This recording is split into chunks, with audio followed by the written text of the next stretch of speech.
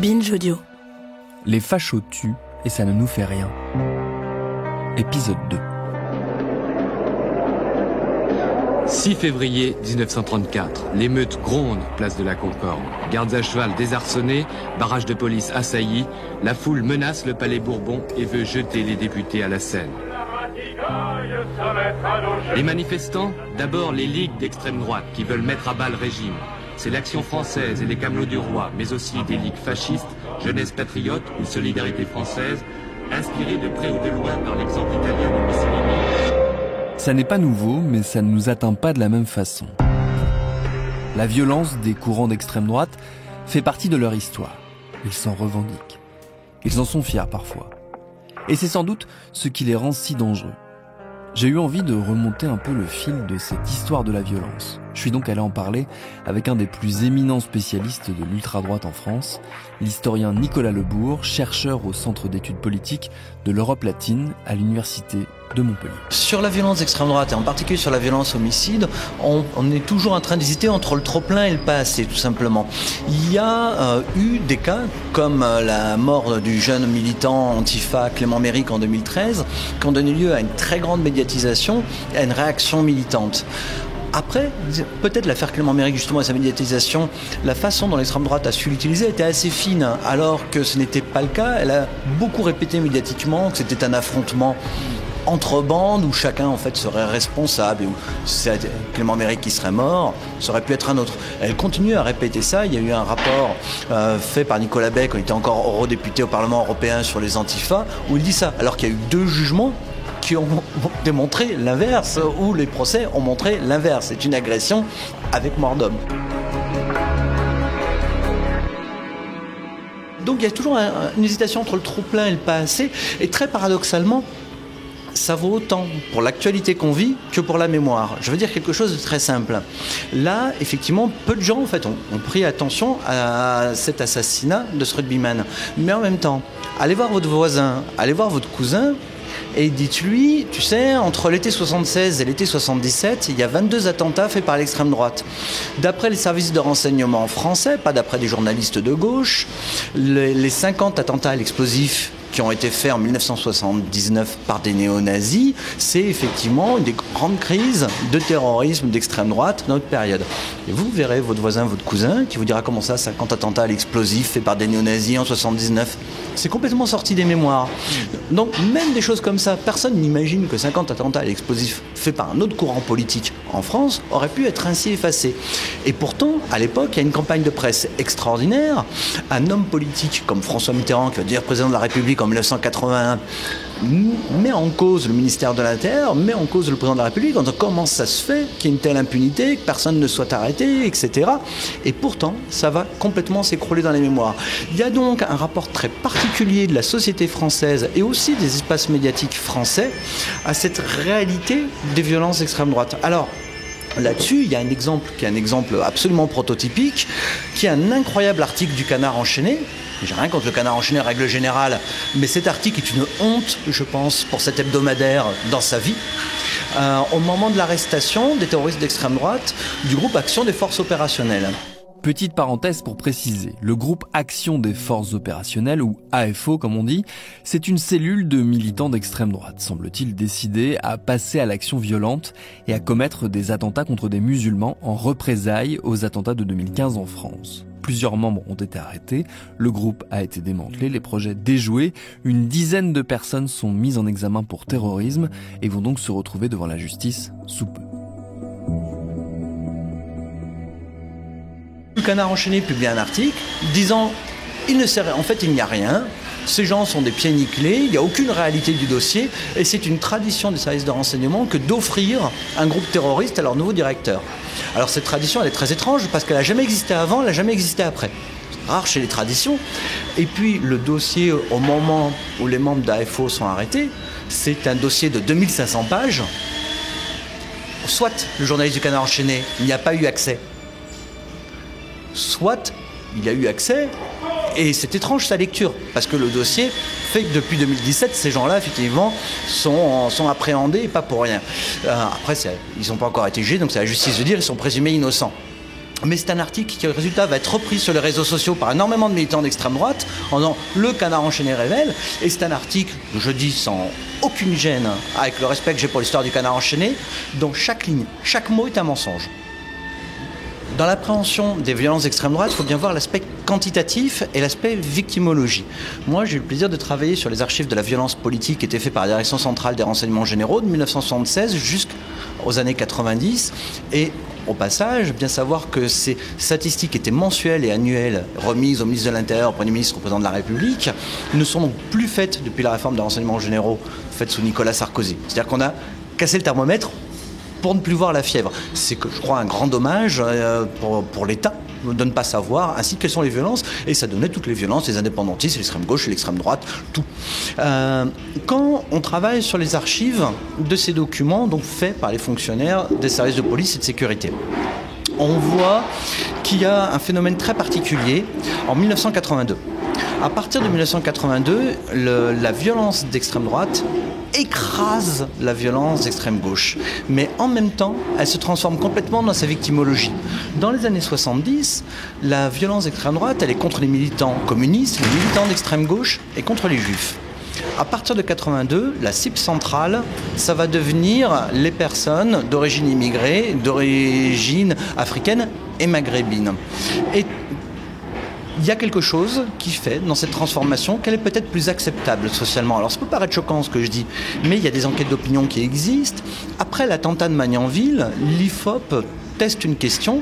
Elle demande aux sondés si demain, après un attentat djihadiste, il y avait des violences, des représailles faites contre des musulmans en France, donc contre des musulmans complètement séparés des djihadistes, le brave Jean Vautray, le mec au bout de la rue.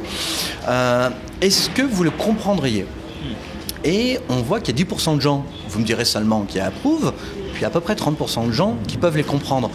30% de gens qui comprennent quand on leur pose une question hors contexte, ça donne l'idée d'une acceptabilité. Mais plus intéressant encore, on se rend compte que dans les gens qui acceptent, quand on regarde, vous savez, dans les sondages, vous avez la plaquette qui vous donne la ventilation par sexe, par âge, par profession, etc.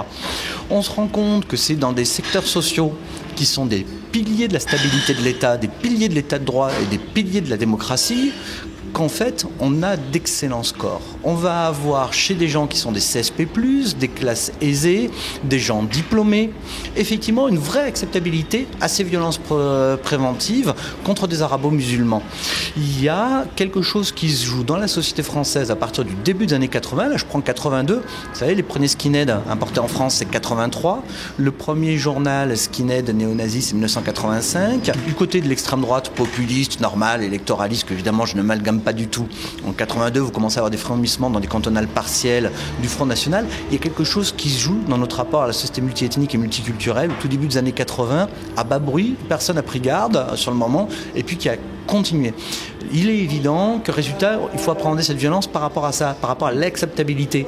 De même que, bien évidemment, l'acceptabilité de la violence d'extrême gauche en Allemagne, en Italie, en France, à la fin des années 60, n'était pas du tout la même, on le sait bien.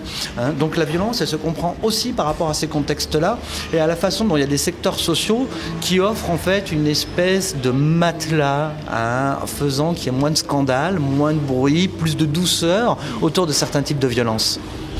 C'est tout à fait vrai que s'étonner de la violence faite par des militants du GUD est étonnant. Le GUD naît en 1968, décembre 68, c'est ses premiers tracts. Et le GUD a toujours été un mouvement violent, avec une particularité par rapport à l'affaire Le Priol et à ce lynchage là qui a été jugé. Ce lynchage donc, c'est l'affaire Édouard Klein qu'on évoquait dans l'épisode précédent, cet ancien patron du GUD tabassé et torturé par ses camarades, dont le fameux Loïc Le Priol. Qui est que le GUD a toujours aussi eu des violences contre d'autres membres de l'extrême droite. Début des années 70, vous avez des échanges entre le GUD et un autre groupuscule qui s'appelle le Gage, à coups de barre de fer et de cocktails Molotov. Ils se balancent des cocktails Molotov entre eux. Et quand on fait... Alors, on avait fait un programme de recherche qui s'appelait Violence et radicalité militante. On a rassemblé 10 000 faits de violence politique entre 86 et 2016. Et on les a analysés. Pour le cas du GUD, j'en avais mis résultat 88 sur lesquels on a travaillé. Et pareil, sur cette période-là, il y a des violences un certain nombre de fois contre d'autres militants d'extrême droite. Ça fait partie de la culture du GUD d'aller effectivement chercher le contact, y compris avec les amis. En même temps, il y a des évolutions dans la victimologie. Quand on regarde dans les années 70, quand même, les cibles prioritaires du GUD, c'est les militants d'extrême gauche. Ce qu'on voit se faire après les années 80, c'est des cibles beaucoup plus ethniques, beaucoup plus question d'Africains, etc., de violence raciale. Donc il y a une transformation qui correspond à une transformation de l'antimarxisme à l'opposition à la société multiethnique qui se fait et qu'on retrouve jusqu'à la victimologie. Après, la violence, elle est d'autant plus importante pour ces courants d'extrême droite-là que la violence, elle correspond aussi à une esthétique. C'est pas juste la question du virilisme, du masculinisme, qui sont des thèmes aujourd'hui souvent mis en avant et qui existent bien sûr, mais l'extrême droite radicale, c'est avant tout une esthétique. C'est un rapport à l'esthétique. Et là-dedans, la violence, elle est l'esthétique en action. Elle est l'affirmation des corps agissants. Vous savez, les fascistes se revendiquaient, le GUD se revendique néo-fasciste, et les fascistes se revendiquaient une vision prométhéenne de l'homme. Et la violence, c'est l'action prométhéenne là-dessus. Souvent, dans notre société, on considère qu'en fait, l'usage de la violence est une défaillance, que c'est la preuve d'un échec. Au contraire, il faut se mettre à la place des acteurs. Pour eux, elle est justement la réalisation de l'homme par rapport à une société qu'ils considèrent être une société d'émasculation. Si cette violence et son aggravation doivent nous alerter, c'est parce qu'il faut aussi bien voir que l'extrême droite n'est pas étanche et que le parti qui aujourd'hui occupe 89 sièges à l'Assemblée nationale, le RN, l'ancien FN, ce parti donc partage depuis toujours des liens avec l'ultra-droite radicale. Des amitiés, des complicités, des relations parfois dures à détricoter, mais qui sont bien réelles.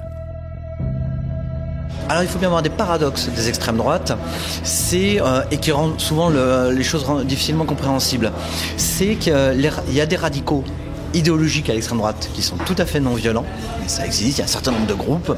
Et à côté de ça, vous avez des gens qui sont des modérés, des courants populistes, qui se radicalisent jusqu'à l'action terroriste. Alors, évidemment, on peut remonter à l'Algérie française. Il y a 7500 activistes selon les services de renseignement. Et il y a des gens qui viennent de courants modérés et qui considèrent qu'à ce moment-là, il faut utiliser la bombe.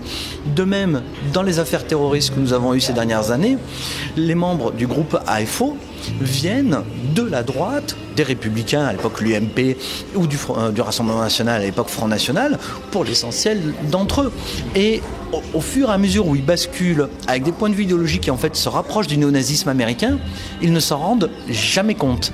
Ils continuent dans leur communication interne à se considérer comme des gaullistes, à se référer à ça, pour certains d'autres à assumer plus leur identité populiste, mais jamais ils ne se rendent compte qu'ils passent dans la radicalité idéologique alors même qu'ils ont des projets d'attentats terroristes pour tuer.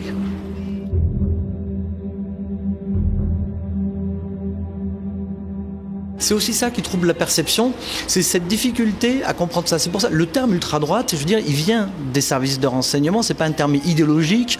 Il inventait pas les services de renseignement en 1994 pour poser les choses et dire nous on travaille pas sur l'extrême droite, c'est pas notre problème les partis qui respectent la légalité et qui prônent un programme d'extrême droite, c'est pas notre problème c'est les gens violents, les gens qui sont une menace pour les personnes et pour l'ordre public. Et résultat, ce terme est justement fait pour enlever tout déterminant idéologique et revenir à la question de la violence. Il y a une porosité effectivement entre l'extrême droite légaliste et l'extrême droite radicale. Il faut bien voir l'extrême droite française depuis l'entre-deux-guerres, depuis un siècle, c'est toujours un système de réseau. C'est toujours des groupuscules interconnectés avec des gens qui participent à différents groupuscules. Et ça marche comme ça depuis l'entre-deux-guerres. La première synthèse par les services de renseignement après la Seconde Guerre mondiale, qui est faite aux fins des années 40, dit qu'il y a déjà plus de 200 groupuscules qui ont été reconstitués, des militants qui sont dans plusieurs. C'est toujours cette formation-là. Alors, le Front National, là-dessus, c'est la stratégie qui date aussi de l'entre-deux-guerres, des années 30, du compromis nationaliste à la base. Donc, tout le monde y est invité. On peut garder sa structure, royaliste, facho, catho-intégriste, etc. On a le droit, et en même temps, on vient au Front National où on défend un programme commun minimum. Depuis la scission du Front National qui est intervenue en 1999, le Front National n'est plus un compromis nationaliste. Il faut se soumettre au chef et on n'a plus le droit d'animer ainsi une structure d'un côté et de venir à l'intérieur. Et puis, au fur et à mesure où Marine Le Pen essaie de prendre le pouvoir, il y a eu une épuration qui a été faite des militants radicaux, parce que tout simplement, au départ, ils s'étaient opposés à Marine Le Pen, et donc c'était enlever des opposants, tout en donnant des gages de bonne impression, évidemment, pour le reste de la société. Pour l'accession de Marine Le Pen, effectivement, le parti a été nettoyé. À l'époque, c'est Louis Alliot qui est secrétaire général. Il y gagne le surnom de Loulou la Purge, bien connu, et lui, il estime qu'il a effectivement simplement ramener effectivement le nombre de radicaux à peu près 5% en excluant tout le monde. Maintenant, en même temps, il y a cette façon très particulière de faire qui est que les anciens copains du GUD de Marine Le Pen ont un statut à part. Un statut à part qui fait qu'ils ont été externalisés très largement. Ils ont des entreprises qui travaillent avec le parti, encore à la dernière présidentielle, à tous les scrutins. Donc ça permet à Marine Le Pen de dire de quoi me parlez-vous. Nous avons, comme tous les partis politiques, des entreprises avec lesquelles nous travaillons, etc. Le Front National, là-dessus, est toujours Rassemblement National, dans des hésitations. Et c'est aussi un des paradoxes de l'extrême droite, c'est qu'il faut bien voir que les meilleurs cadres à l'extrême droite sont toujours venus des milieux radicaux. Le Front National, dans les années 70, il arrive à se construire. Celui qui invente le second million de chômeurs, c'est le million d'immigrants en trop, qui dit on arrête avec l'anticommunisme, on passe avec la dénonciation de l'immigration, c'est François Duprat qui se définit lui-même comme fasciste. On dirait on gagne du temps, lui il se définit comme fasciste. Donc c'est cette particularité-là et c'est cette difficulté-là, ce gap-là qu'il y a. Vos bons militants sont des radicaux, mais une fois qu'ils sont en place, eh bien c'est le bon argument pour vous attaquer. Mais justement, c'est là aussi un paradoxe assez énorme. À la fois, le Rassemblement national fait des gros scores, connaît un certain succès en France, mais en même temps, son principal problème, ce sont ses fondements même idéologiques, c'est-à-dire les gens qui ont été le terreau sur lequel s'est construit ce parti, c'est-à-dire justement les radicaux, les mouvements violents, les mouvements d'ultra-droite, les gens qui ont créé ce parti, qui l'ont animé pendant des années et qui continuent d'en faire d'ailleurs partie. Là aussi, il y a quelque chose qui dysfonctionne il y a un intellectuellement. Dysfonctionnement complet pour le Front National au niveau politique, il faut bien voir. Quand on demande depuis les années 80 aux gens pourquoi ils votent FNRN, ils répondent parce qu'ils sont contre l'immigration et pour la préférence nationale. Alors ça fait un moteur, résultat qui est très important pour le parti, chacun le sait, chaque campagne électorale. Mais en même temps, c'est ce qui tue le parti. Je vais vous prendre un exemple très simple. Il y a une seule ville en France de plus de 100 000 habitants qui est gérée par Rassemblement National, c'est la ville de Perpignan, où M. Louis Alliot a été élu à 53%, donc au second tour. 2014, il rate de peu son élection déjà. Qu'est-ce qui s'était passé en 2014 quand on fait la socio-électorale? On se rend compte que les bureaux du nord de la ville, avec beaucoup d'électeurs qui sont d'origine immigrée, ont fait un front de mobilisation extrêmement fort pour barrer la route à Louis Alliot, parce qu'ils ont peur. Tout simplement. Ils ont peur d'avoir l'extrême droite au pouvoir. En 2020, M. Alliot, dans les 6 mois avant la municipale, ne prononce ni les mots islam, ni les mots immigration. Il parle de développement économique, il parle de stratégie touristique, etc. Il est là-dessus. Et puis, quand on essaye de le ramener, quand il échange avec ses concurrents, ses adversaires, il dit, mais j'assume complètement, chacun sait qui je suis, j'étais député du Front National, je suis vice-président du Front National, il n'y a pas de souci, voilà. Mais je veux parler d'autres sujets. Et qu'est-ce qui se passe au niveau de la sociologie électorale à ce moment-là? Il n'y a absolument pas la surmobilisation de ces mêmes quartiers nord en 2020. Les gens laissent passer parce qu'ils se disent, après tout, peut-être qu'il vient du Rassemblement National, mais il a quand même des idées. Et puis en même temps, il y a des gros problèmes de violence dans ce territoire. Donc il y a même l'idée d'un coup d'un seul, il y a un retournement du stigmate, qu'après tout, il peut ramener de l'ordre et de la sécurité dans ces quartiers-là. Et donc ça passe. Et c'est là qu'on voit tout le paradoxe. C'est-à-dire qu'en fait, la préférence nationale, c'est le moteur du FNRN, mais c'est ce qui le tue électoralement sur les seconds tours. Ça vous fait des bons scores au premier tour, ça vous tue au second tour. Avec une surmobilisation faire en face. N'importe quel autre parti aurait trouvé la solution depuis des siècles. Mais le Front National, le Rassemblement National, c'est pas n'importe quel parti. C'est un parti d'extrême droite. Si on a du mal à comprendre cette violence et cette dangerosité de l'extrême droite, c'est aussi peut-être parce que nous refusons souvent de voir le pouvoir de séduction que peuvent avoir ces mouvements. Et donc le fait que ceux qui y militent, y sont allés par choix, par envie. Une des difficultés pour comprendre l'engagement à l'extrême droite radicale qu'ont les gens, c'est l'aspect séducteur, l'aspect désirable de ces groupes. Il faut bien voir, un membre du GUD, dans l'autodésignation du GUD, le GUD c'est le groupuscule des dieux, dit-on. C'est les gentlemen cogneurs. Il y a un esprit de groupe extrêmement fort, extrêmement puissant. Il y a une valorisation d'un coup d'un seul. Vous avez un capital social, vous avez un capital symbolique extrêmement fort en étant membre du GUD. Et on le voit dans les autres groupuscules d'ailleurs. Par exemple, les militants d'Action française de ces dernières années, les GUD, les identitaires, c'est un petit peu paradoxalement devenus l'aristocratie, les gens qui les font un petit peu rêver, etc. C'est très particulier. Il y a également l'adhésion idéologique, tout simplement. L'extrême droite, ce ne sont pas des antis, c'est pas être anti-libéral, c'est pas être anticommuniste uniquement, etc. C'est une vision à laquelle on aspire. C'est quoi ? C'est vouloir une société conçu comme un tout organique. Vous savez, c'était Robert Brasiac qui disait le fascisme, c'est l'amitié à l'échelle de la nation. Vous demandez à n'importe qui n'est pas fasciste, il ne vous dira pas que c'est l'amitié le fascisme. Mais si, c'est cette idée d'un tout organique, de manière extrêmement importante. Et même la question du rejet, du racisme, de l'antisémitisme, c'est pas qu'un contre, comme on croit souvent. C'est parce qu'une fois que vous aurez épuré le corps social, vous aurez une société régénérée, effectivement, où tout le monde sera solidaire, fraternel, etc. C'est conçu comme ça. Et souvent, la réaction qu'on a quand on a une structure idéologique plus libérale, c'est non, c'est pas possible, c'est l'autoritarisme, c'est l'idéologie de la haine, de l'exclusion, des formules classiques dans les années 80. Mais ça, c'est quand on est contre. Quand on est pour, c'est l'exact contraire, c'est complètement inclusif. Et c'est ce fameux slogan souvent répété, les nôtres avant les autres. Il faut bien voir, il n'y a pas que la péjoration avant les autres, c'est après, c'est les nôtres d'abord qui comptent. Les nôtres, c'est même une expression d'usage très classique dans les milieux radicaux qui vient de la Russie pour désigner effectivement cet espace politique. C'est les nôtres, avec un N majuscule, souvent ça s'écrit. Et c'est vraiment une idée fondamentale. Et tant qu'on ne comprend pas ça, tant qu'on ne comprend pas que l'engagement radical est quelque chose de désirable, d'abord on ne comprend pas le XXe siècle, on vous notera au passage, parce que l'histoire du XXe siècle, de toutes les radicalités, des régimes totalitaires, etc., c'est cette aspiration effectivement à faire partie d'un groupe, c'est cette aspiration unitariste extrêmement valorisante, et on ne comprend pas ce qui se passe aujourd'hui avec les radicalités violentes, qu'elles viennent du djihadisme ou qu'elles viennent de l'ultra-droite.